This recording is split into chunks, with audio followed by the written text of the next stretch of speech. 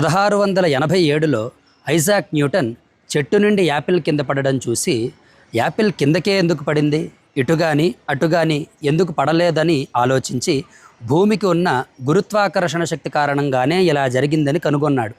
ఆ పరిశోధనతో ఆయన ఒక గొప్ప శాస్త్రవేత్తగా ఎదిగాడు. తరువాత మరిన్ని సైంటిఫిక్ విషయాలపై కూడా పరిశోధన చేశాడు. ఇందులో న్యూటన్ నూతనంగా చెప్పింది ఏముంది? ఐజాక్ కంటే 500 సంవత్సరాలకు పూర్వం భారతీయ ఖగోళ శాస్త్రవేత్త అయినటువంటి శ్రీ భాస్కరాచార్య చాలా అద్భుతంగా తన సిద్ధాంత శిరోమణి అనేటటువంటి గ్రంథంలో గోళాధ్యాయంలో భువన కోశంలో 6వ శ్లోకంలో ఈ విధంగా అంటాడు: ఆకృష్టి శక్తిశ్చ మహీతయాయత్ ఖస్థం గురు స్వాభిముఖం స్వశక్త్యా ఆకృష్యతే తత్పతతీవ భాతి సమే సమంతాత్వ పతత్వియంఖే. ఎంత అద్భుతంగా చెబుతున్నారో చూడండి. ఆకృష్టి